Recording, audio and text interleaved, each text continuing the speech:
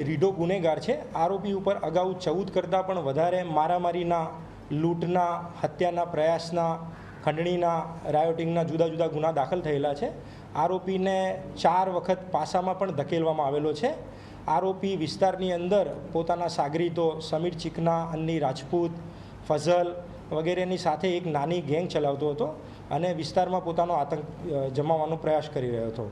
બનાવ બન્યા બાદ આરોપી મૂળ યુપીનો રહેવાસી છે અને અગાઉ પણ ઘણીવાર પકડાઈ ગયેલો છે, પોલીસથી નાસ્તો ફરતો રહેલો છે, જેથી જાણકાર હોવાના લીધે અહીંથી સીધો જ આરોપી યુપીના અલીગઢમાં ભાગી જાય છે। ત્યાંથી થોડો સમય રોકાયા બાદ પંજાબ પ્રાંતમાં ભાગી જાય છે, ત્યાંથી દિલ્હીમાં ભાગી જાય છે અને ત્યાંથી આરોપી બીજી વિસ્તારમાં ભાગવાનો પ્રયત્ન કરતો હતો, પણ આરોપી પાસે ફાઇનાન્શિયલ અને બીજી થોડી તકલીફ પડતા આરોપી અમદાવાદ આવવાનો પ્રયત્ન કરે છે। જે દરમિયાન ક્રાઇમ બ્રાન્ચને આરોપી પોતાના હ્યુમન રિસોર્સિસ મારફતે આરોપીની ટીપ મળે છે અને ક્રાઇમ બ્રાન્ચ દ્વારા તેની ધરપકડ કરવામાં આવે છે।